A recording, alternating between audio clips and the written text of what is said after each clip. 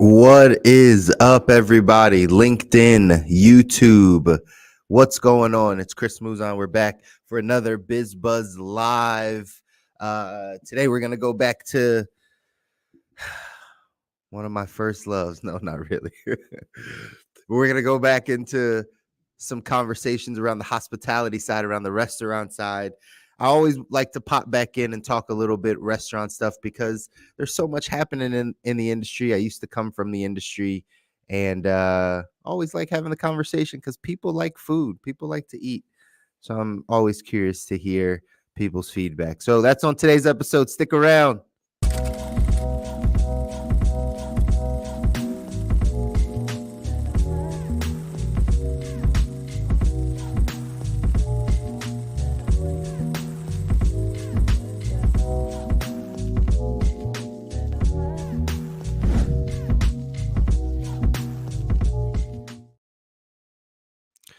All right, what's up, everybody? Welcome back to another BizBuzz Live. I'm your host, Chris Muzan, your financial coach, helping you through all things financially. We're happy to be here live on LinkedIn, live on YouTube. Hey, it's November 1st. It's November 1st. What do you got planned for your November? What do you got planned for your November? No matter what your October looked like, ladies and gentlemen, no matter what you accomplished or did not accomplish in the month of October, guess what? It's a brand new month. You get another shot at this thing.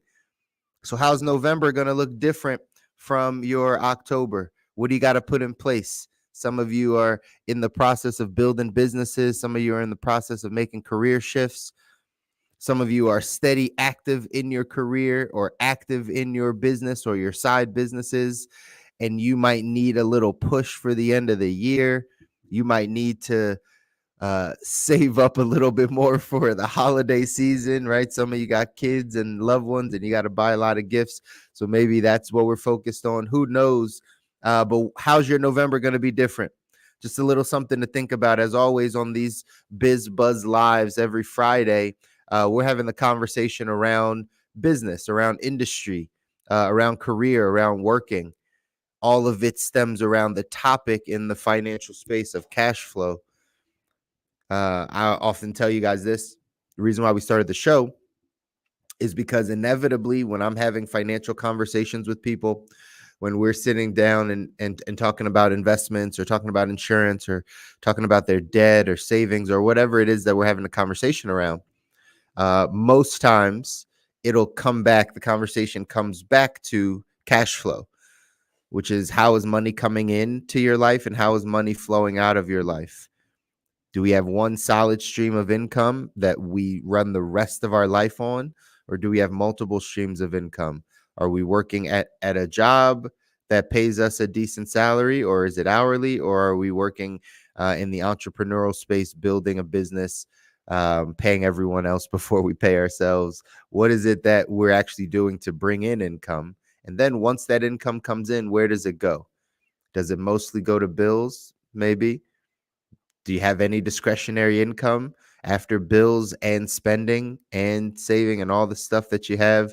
Do you still have money left over? Do you still have an extra $1,000, $2,000, $3,000 left over? Still an extra $8,000, $10,000?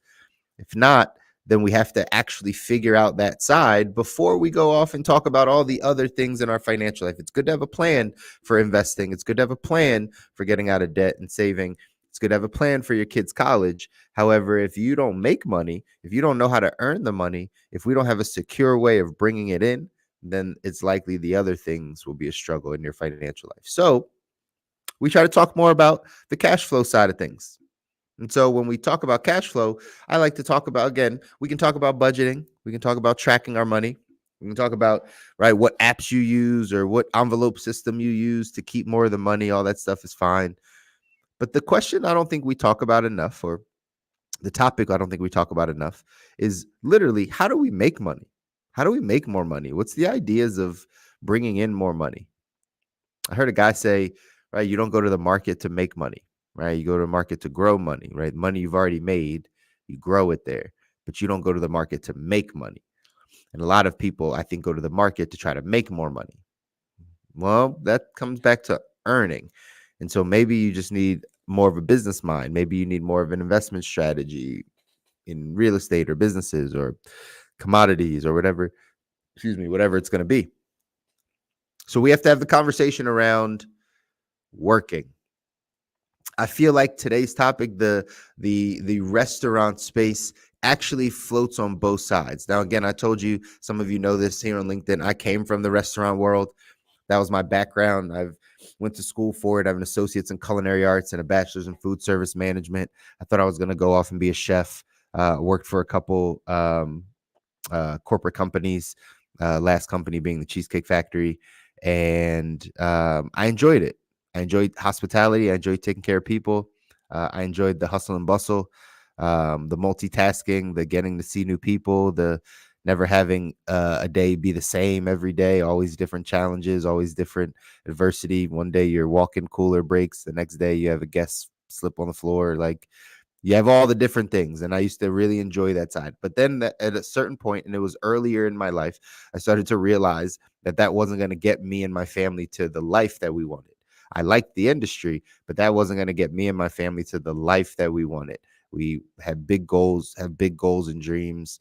There's things that we want to be able to experience. We want to be able to take time off to spend 4 months in a different country and then come back. Or we have the idea of passing down specific legacy for our family and our generation. So we have big goals and dreams, and we just knew that we weren't going to be able to see them come to fruition by staying in the restaurant space for too long. However, I still have a love for the restaurant world, the hospitality world, the food space. My wife is a foodie, whether you see her here on LinkedIn or you watch any of our videos on YouTube or Facebook or whatever. My wife loves food. So having these conversations helps from two sides. One, because most people like food and you like to eat, and you go out to restaurants, and we frequent similar restaurants. We have similar styles of how we like to eat. So talking about it from a consumer standpoint, also as a financial coach and somebody that gets a chance to lift up the proverbial hood under someone's financial car, right, or financial life, really getting a chance to see that food is one of those areas that a lot of people overspend, right? Dining out, grocery, miscellaneous food. That's one of the premier places in someone's financial life that there might be a leak in their financial boat, so to speak. There might be a leak there, and not because they spend exorbitantly amount more than they should, but maybe it's just a little bit too much. Instead of it being $800 a month, maybe it should be down to $500 a month. Instead of it being $1,200 a month, maybe it should be down to $1,000 a month. So I like talking about the food side because that's one side that a lot of people are spending their money there.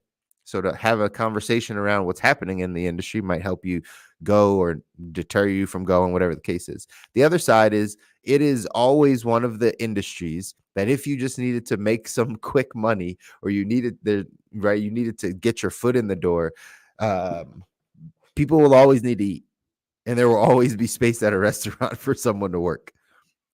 Whether you have a job right now, whether you've ever worked in a restaurant before, it doesn't matter. Like, there's always a restaurant hiring for something. Could be a dishwasher, could be a line cook, could be a prep cook, could be a server, could be a manager, could be a busboy, could be a hostess. It could be anything. But at any given time in your city, there's 20 restaurants that are hiring. And so having the conversation around one of the industries that, I cut my teeth on in college, and there's a lot of people I know that are still working in the industry. I call them the disgruntled managers, right? You work in the restaurant industry too long, you become a disgruntled, 50-year-old manager, and you learn to not like people, and you learn to get very kind of jaded to society and people's excuses and all the stuff. And you become a bit disgruntled. I'm sure you all know someone, if you know someone in the industry that's been there for longer than like 20 years, 15 or 20 years, they're probably that way. Anyways, there's always someone hiring. There's always someone hiring in the restaurant space. And so learning about kind of what's happening in the industry is always important too. Okay. I had some stats, I had some things that I had looked at. Shout out to Ash, always giving me some good information to pay attention to. Some general stats in the casual dining space. I had made this prediction, I don't know, probably 3, 4, 5 years ago. I can't remember. We got to pull up the tapes. But I said that the casual dining space was going to get squeezed out. So you'll have your fine dining, your high end. I want an experience. It's a birthday, it's a celebration, it's a place I want to go for the ambiance, the good food, the vibes, but it's a little bit more expensive. And then you're going to have fast food, quick service. Both of those two genres I believed was going to be around. The fast food to the Chipotle, right, style restaurants, QSRs, where the food gets made from you in front of you, but quickly. That, and then the highest end, where all that's going to be around, in casual dining, the things that we grew up on, that we loved, your Denny's and Applebee's and TGI Fridays and Chili's and whatever the casual dining restaurants, Red Lobster, Buffalo Wild Wings, whatever the restaurants are that you grew up on, we're going to phase out. I believe those are going to phase out. The casual dining side is going to phase out. And so, looking at some of the statistics, this had happened over the past week. I saw an article that had popped up that said TGI Fridays was closing 50 of their restaurants due to potentially filing bankruptcy. Right. So this is what sparked the idea in my mind of like, oh man, maybe we should have another casual dining conversation and what's happening in the casual dining space. Because if a company like Fridays, right, a restaurant like Fridays gets has to close 50 of their restaurants, right, has to close 50 of their restaurants, then there might be some other troubles on the horizon. So for those of you that do work in restaurants, or you have worked in a restaurant, feel free to drop some comments in the chat. What are you seeing on your side? What are you seeing? What are you seeing where you are in the casual dining space? If you already work there, are there more people that are showing up? Are there less people that are showing up? I'd be curious to hear. I'd be really curious to hear. But a couple things. Let me share this article with you. It says TGI Fridays closes 50 restaurants as bankruptcy looms. It says the struggling casual dining chain has now closed about 100 locations this year. So again, so according to Friday's website, the chain now has 164 U.S. locations, 51 fewer than it just had 2 weeks ago. So already closing some. The chain closed 36 restaurants in January, another 12 or so in September earlier this month, bringing the closures to around 100. It ended last year with 269. So it's at 164. Last year was at 269. So obviously something's on the decline, right? Obviously not a lot of people. Something's happening in the Fridays ecosystem where either people aren't showing up or food costs is becoming too high, whatever the case is, but people are not showing up. So that's just one of those casual dining restaurants that we know a ton of, but what's happening in the industry? Is it just that people aren't going there? People aren't showing up? Is it that the food is too expensive now? Talk about the food being too expensive. I was sharing this also. This is why Chili's, as one of those casual dining brands, Chili's continues to rise because they keep finding cheaper ways to pull people in. So they have that 1099 thing, and right, it's cheaper than going to fast food. So again, casual dining now has to compete with fast food. It now has to compete with quick service restaurants for bang for your buck. Otherwise, they know that they were going to lose. Statistics say here that $65.8 billion goes into the casual dining sales side. 5%. They've had a 5% sales growth in 2023. We'll see what happened in 2024. And they have had a bunch of closures also across the board. Texas Roadhouse talks about their prices rising. So lots of stuff happening in the restaurant space, ladies and gentlemen. So couple things for those of you that work in the restaurant space. If you work in the restaurant space, one, drop your comments. Let me know what's happening in your restaurant. Are you seeing it busier? Are you seeing it slower? But this might be the time to make the move lower or higher, right? We either go quick service. If you see your casual dining slowing down, if you don't want to be in the position of getting laid off or having a restaurant closure, go to a smaller, go to a quick service, go to a fast food restaurant, go to something that's a little bit smaller, maybe that has a little bit more foot traffic, so that you can continue to make your money or whatever the case is, or go high end, right? Actually, it would be the reverse, right? Go high end because it's a little bit like smaller of a footprint, but you get a little bit more tailored service. You can make a little bit more money, or you go quick service, you go higher volume, you never worry about closing, all those types of things. But that's if you're working in the industry. If you're not working in the industry and you want to look at this from a consumer side, how much are you consuming on dining out on a weekly basis, on a monthly basis? And is it cost effective? Does fast food hurt your wallet more? Does casual dining hurt your wallet more? Where do you find the most bang for your buck when it comes to dining out? Is a good question to ask and a good thing to think about um, as you're diving into your finances for the rest of this year. But also, because this is BizBuzz Live, talk about if you wanted to open a restaurant, if you wanted to start a restaurant, if you're not just a worker in the restaurant, but is there a restaurant concept that can make you money? Good buddy of mine was talking about a restaurant brand that he is working with that has Twin Peaks, and he says Twin Peaks is crushing it, right? As a brand, Twin Peaks is right. They're growing in sales. Food is good, more foot traffic, right? Like the brand is just crushing it. So there's obviously going to be people because people still want to eat and still need to eat. There's always going to be an opportunity to be able to serve a market. So if you are thinking of starting a restaurant or starting a small food truck or starting to sell food in some manner, find out where's the white space, because people are still spending money on it, and what's the price point that it needs to be at in order for it to make sense. Right. One of the downsides I would see for anyone that started selling platters or starting their food truck or anything is they were overpriced. So it caused people to not be able to show up all the time.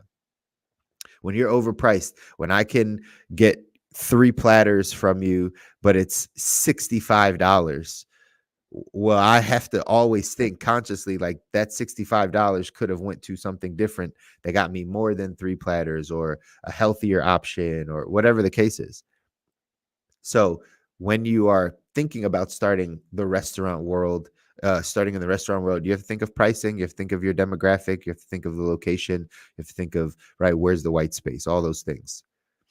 But it's casual dining dying out? I don't think it's dying out. It's diminishing a bit because people have less money to spend. So as casual dining starts to attach to those trends, like a Chili's has, where it just lowers their prices, people will continue to keep going back. So maybe it doesn't get completely squeezed out that quickly, but we will see some price changes in the casual dining space. If you work in the casual dining space, like I said, drop some comments. Would love to hear what your opinion is. Are you seeing more foot traffic? Are you seeing cheaper items on the menu? Are you seeing like a lower check averages? Is the food better quality, less quality? Like, what are you seeing? Is the management, the team, are they getting better? Are they becoming less qualified? I'm very curious to hear what's going on. Again, so we can share with other people that are trying to pivot, make moves, get out of an industry, get into an industry, anything that will help them change their cash flow. And the restaurant space is huge. Normally, most people that want to become an entrepreneur, they think about restaurants. It's very low margin business, so I don't always recommend it. But again, if you have questions, feel free to reach out. Feel free to have a conversation with me. Feel free to shoot me a message on any platform, whether it's here on LinkedIn or YouTube, TikTok, Facebook, Instagram, wherever you're at. Feel free to shoot me a message. Let's have a conversation. If you do want to get a restaurant started, hey, maybe there's some ideas and some things that you can pick up to give you a little bit better of an opportunity, better of a chance of winning. If you're already working in a restaurant and you're ready to transition out, hey, maybe you look like me and you transition into financial services. I went from one people business to another people business. If you're trying to transition out of the restaurant, don't go to a office job. I used to see this happen all the time. People that would be in the restaurant space for a while and then want to get out, but then they go from moving and serving and right schedules at night and daytime and flexibility to like a 9 to 5, like an office job where they sit down and they're like, I don't like this, I'm bored. It's like, no wonder, no kidding, like you picked the wrong thing. You can't come from being on your feet and interacting with people all day long to going and sitting at a desk behind a computer. It's going to be too much of a shift. But you can find industries where you do similar things, where you do engage with people, where you do let your personality show, where you're able to multitask, where you have some flexibilities, and it's just in a completely different industry. So that's my encouragement to everyone that works in restaurants, that if you're trying to get out and you don't want to be the disgruntled old manager, or you already are growing your disdain for people and you don't think that's the direction you want to go, then let's go find the other industries to be a part of where we can utilize our skills and make more money and have more freedom and all the things. Feel free to reach out for that. I'm more than happy to have a conversation with you. All right. So, hey, it's November 1st. Go out today, do something that scares you, do something that pushes you out of the comfort zone. Most importantly, do something that helps shape your cash flow, whether you're making more money or you need to keep more of the money that you're making. Regardless, either side, you need to focus on that cash flow part. It's the biggest driver in the rest of your financial life. Okay, y'all? So we're coming back every single Monday. BizBuzz Live here on LinkedIn, here on YouTube. Make sure you share this with someone. Make sure you leave a comment if you work in the financial or in the restaurant space. Right, leave a comment if you work in the restaurant space, and we'll continue to come back in the month of November and start having some more cash flow conversations with you. If there's specific things you want to talk about, feel free to drop me a message. Feel free to drop me a comment. More than happy to interact and engage. Lots of places and lots of conversations that are needed around money. So hopefully I can help you with those things. All right, y'all. Until next time, peace. Take care.